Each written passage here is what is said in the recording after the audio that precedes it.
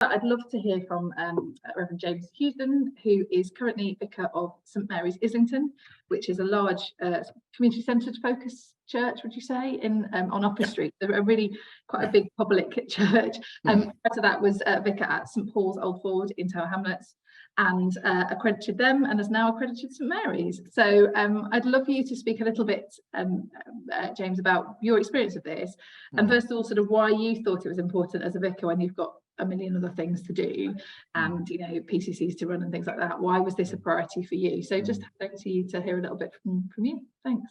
Thanks, Alison. Well, it's lovely to be here today. When Alison asked me to come and speak, I was slightly surprised that there aren't a whole swathe of options in terms of vicars and churches who pay the London living wage, which is a bit of a damning indictment, frankly, but there we go. So I have been vicar of two churches in different situations, one in East London, one now in North London. Different churches, different communities that we serve, but at both of them, it's been of real importance for me to make sure that we are accredited London living wage employers. And I suppose I want to start with a story, really. We had a lady upon my previous parish who was a refugee, and she arrived in this country with her family. She got some support through the various refugee schemes there are, which was great, and then she got leave to remain and to stay.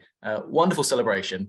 And then within about a week, all the support that she had as a refugee dried up.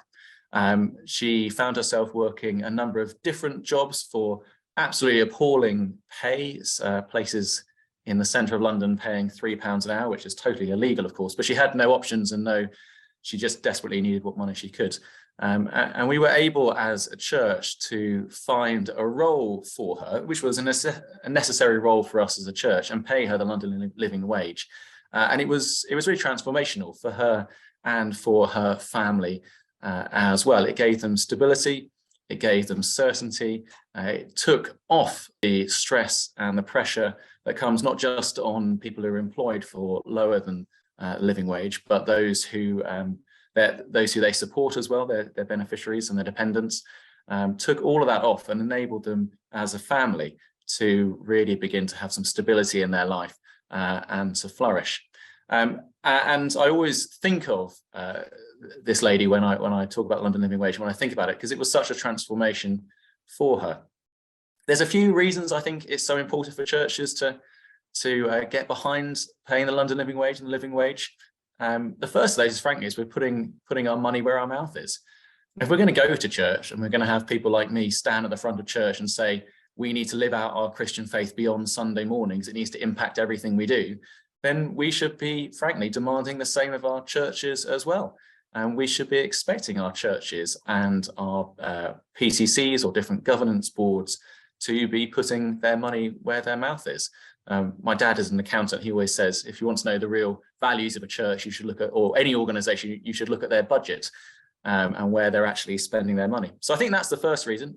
And Angus has put this theologically much better than me, but you need, as churches, we have to put our money where our mouth is. Secondly, there's been a particular focus, I think, in Diocese London and actually churches around the country over the last few years about enabling people out in their working life outside of church to live out their Christian faith. And so in our church congregations, there are like to be both people who will directly benefit from earning the London living wage, but also those who might be in positions where they make decisions about how much people should be paid. If we as churches are making the effort to pay London living wage, then it really, I think, can be an encouragement and inspiration to those in our congregations who are out in the wider world in real jobs, as it were, normal jobs, to get on the case of their businesses and their places they work, or to agitate for them and their fellow workers to be paid for the London living wage. When I was at St Paul's, we started this journey from nothing to accreditation. Coming into St Marys have been paying London living wage for the last 3-4 years, but hadn't got accredited. And there were different journeys at both. Here at St Marys, one of the challenges we had is about third-party contractors, so particularly the cleaners that were used to clean the church site and the community site. And it meant it was a longer process really here to becoming an accredited church. There were a lot more conversations, discussions, negotiations needed to get a plan in place to enable the church to become London Living Wage accredited. That can seem like an awful lot of work, but what happened over that process is it really helped the PCC and really helped the church congregation to own the journey.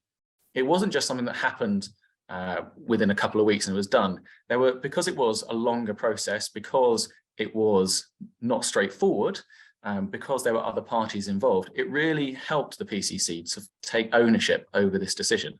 And that's meant it stayed firmly embedded in who we are as a church. And it does mean that when we look, for example, at the rate of inflation now, we recognise that not only do we need to pay London Living Wage and do the increase there, but actually we need to look across the board and see how we might pay increases to other staff as well. There is a fairness there across the board. That can be quite a difficult journey for a church. I think it was St James's Piccadilly who, when they were doing this, had a 3-year plan to get to London Living Wage accredited, because they recognised it would mean increases for other staff being paid higher amounts as well. And just a little note on the importance of being accredited. I mean, Lydia's shared some great things about why that matters. I think I also want to say that being accredited as a London Living Wage employer allows you to really celebrate it as a church. It isn't something that has to get swept under the carpet and sneaked around the PCC or anything like that. It enables you as a congregation to really celebrate the fact that you are paying people a wage that helps them to live, that gives them dignity, that helps them to flourish as people before God. That is a wonderful thing. I mean, we're looking forward to this Sunday here at St Marys, where we're going to be able to celebrate that together. And that can be a great thing for a congregation to own and to hold. That wouldn't have happened unless we were accredited. It wouldn't have felt right to do that. So I think celebrating it is just so important. And the accreditation is really, I think, for me, the key to doing that. I think this is not just an add-on to our mission and ministry as a church. When we engage in commercial aspects of business, hire a space, we're taking on a preschool here at St Marys soon. When we do all these things, it's really important that we do so with the kingdom values that we feel the gospel gives us. And paying people a wage to allow them to flourish as human beings has to be at the heart of that. This isn't a case of, well, if we do this, we can't get a real mission worker over there.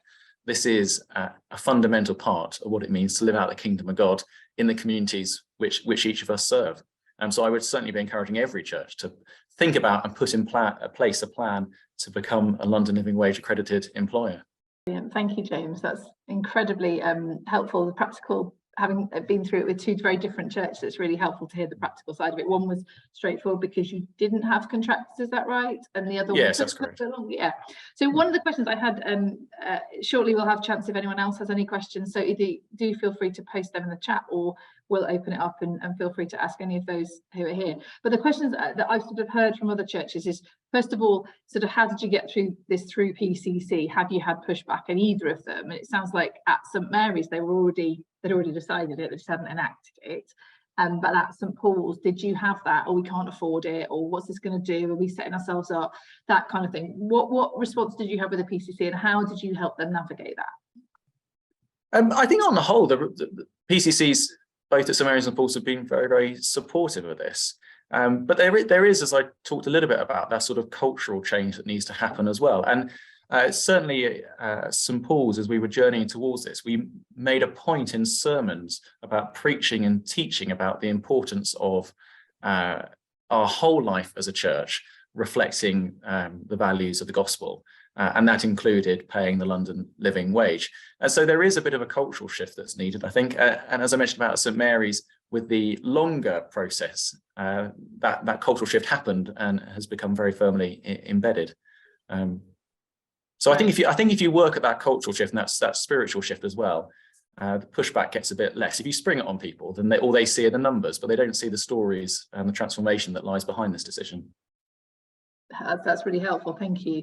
And could you just talk a little bit more about the contractor side of it? Because I think that is something, again, that sometimes puts churches, because I think, it's too complicated. And if you do employ anyone on a contract. Could you just explain a little bit in St Marys about who you contract and how you put a plan in place that meant you could get accredited?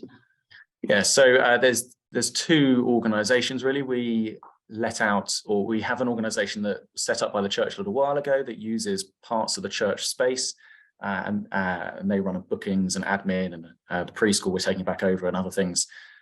So they were one of the people we had to talk to about it.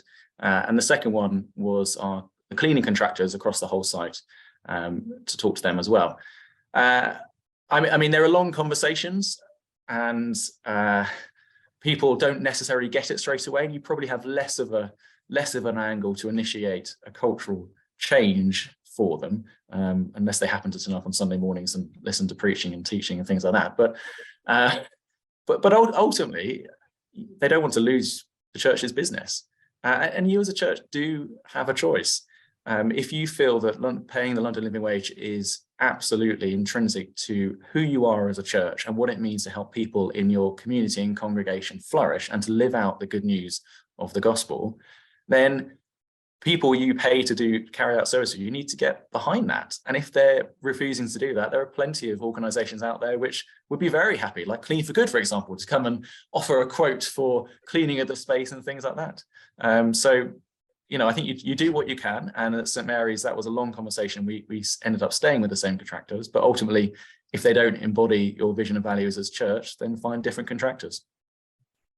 Great. So so you're able to have those sort of conversations, and they took some time, but they've been fruitful, and you've got a plan in place now.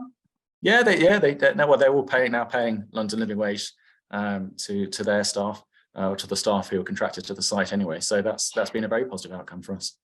Great. So it is possible to sort of have those conversations with contractors and then respond, rather than you having to go and find new people, etc., etc. Yes, it is. Yeah. Brilliant. That's really helpful. Add to that. Yeah, please do. So we call this like a phased implementation plan.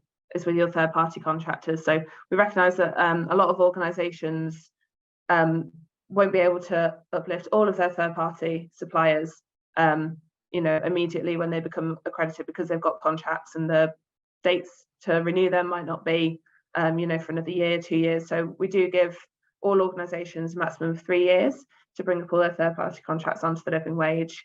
And we have support in place for that. We have a kind of milestones process that we talk about. But it means that an organisation can accredit even if their third-party suppliers aren't on that wage, as long as they've got a plan in place to put them onto that. So, we would usually recommend that you'd have a conversation around it. And then, as James said, if they won't uplift to the living wage, then we've got a big directory of organisations that do pay the living wage that we can introduce them to. But that in itself isn't a barrier to accreditation, basically, because it's kind of baked into the plan.